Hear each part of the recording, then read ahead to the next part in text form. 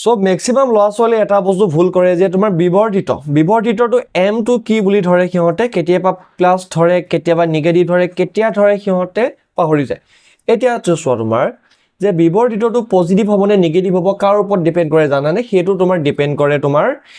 h ডেশ টো কি হ'ব প্ৰতিবিম্বৰ উচ্চতা কি হ'ব তাৰ ওপৰত তোমাৰ এই বিবৰ্ধিতটো তোমাৰ নিৰ্ভৰ কৰে চোৱা আমি জানো যে m ৰ ফৰ্মুলা কি আছিল h ডেশ বাই h হয়নে h ডেশ টো কি হৈছে প্ৰতিবিম্বৰ উচ্চতা আৰু h টো কি লক্ষ্য বস্তুৰ উচ্চতা আৰু আমি কি জানো তোমাৰ উত্তল দাপোন হওক বা অবতল দাপোন হওক আমি এখন অবতল দাপোন আঁকিছো লক্ষ্য বস্তুৰ উচ্চতা সদায় h টো সদায় পজিটিভ হয় সো h টো পজিটিভ হলে তোমাৰ m টো কাৰ ওপৰত ডিপেন্ড কৰিব m টো h ডেশৰ ওপৰত ডিপেন্ড কৰিব m টো তোমাৰ h ডেশৰ ওপৰত ডিপেন্ড কৰিব h ডেশ পজিটিভ হলে m পজিটিভ আৰু h ডেশ নিগেটিভ হলে তোমাৰ m নিগেটিভ হৈ যায় ঠিক আছে ওকে এতিয়া তুমি এটা বস্তু চোৱা হট প্ৰতিবিম্বত কি হয় হট প্ৰতিবিম্ব সদায় তোমাৰ উলুটাকে গঠন কৰে এটো তোমাৰ মিৰৰ হওক দাপোন হওক বা তোমাৰ লেন্স হওক হট প্ৰতিবিম্ব সদায় মুখ্য অক্ষৰ তলত গঠন কৰে সদায় মনত ৰাখিবা আৰু তলত গঠন কৰিলে কি হ'ব তাৰ h ডেশ টো নিগেটিভ হ'ব এখন তোমাৰ উত্তল দাপোন হওক অবতল দাপোন হওক বা তোমাৰ কি উত্তল লেন্স হওক বা অবতল লেন্স হওক যিয়ে লেন্স ন হট প্ৰতিবিম্ব সদায় উলুটাকে গঠন কৰিব আইদাৰ ইফালে নহলে ইফালে গঠন কৰিব কেতিয়াও সিধা থিয় হ'ব নোৱাৰে কিন্তু অখত তোমাৰ কি হ'ব অখত তোমাৰ সদায় থিয়কে গঠন হ'ব ঠিক আছে এটা তোমাৰ কি হ'ব হট হলে h ডেশ টো নিগেটিভ হ'ব সো m টো নিগেটিভ হ'ব কিন্তু অখত হলে তোমাৰ কি হ'ব h ডেশ টো পজিটিভ হ'ব আৰু m টো কি হ'ব পজিটিভ হ'ব এটো বস্তু কেতিয়াও তোমালোকে ভুল নকৰিবা ঠিক আছে আৰু এটা ৰুল চোৱা তুমি যে অবতল দাপোনৰ 6টা ৰুল আছিলে হয় দে 6টা ৰুলত গুটেই কেটাতে তোমাৰ কি দিয়ে হট প্ৰতিবিম্ব দিয়ে কিন্তু অখত প্ৰতিবিম্ব অকল এটা ৰুলতে দিয়ে সেই ৰুলটো হৈছে যে তোমাৰ যদি হে লক্ষ্য বস্তুটো তোমাৰ কি হ'ব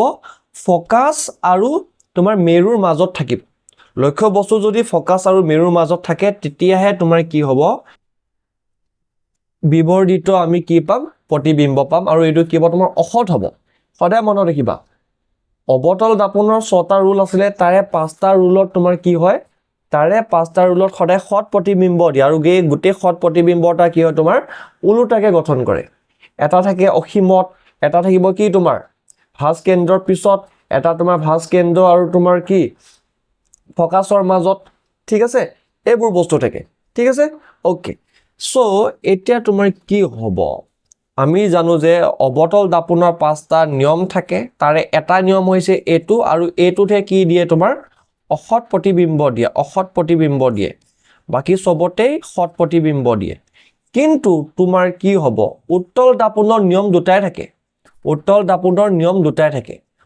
দাপোনত কি হয় এটা থাকে অসীমত আৰু এটা থাকে কি তোমাৰ মেৰু আৰু অসীমৰ মাজত হয়নে আৰু কি হ'ব উত্তল দাপোনৰ দুইটা ক্ষেত্ৰতে আমি কি প্ৰতিবিম্ব পাওঁ অখত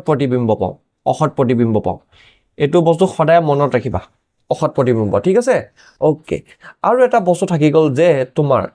বিবৰ্ধিতৰ ফৰ্মুলা আছিলে দুটা এটা আছিলে -v/u আৰু এটা আছিলে তোমাৰ কি h ডেশ বাই h তুমি কেতিয়াবা এটো ব্যৱহাৰ কৰিব লাগিব কেতিয়াবা এটো ব্যৱহাৰ কৰিব লাগিব ঠিক আছে এটা বিবৰ্ধিত m মানে কি বিবৰ্ধিত মানে হৈছে যে এনেকুৱা এটা তোমাৰ কি হয় তোমাৰ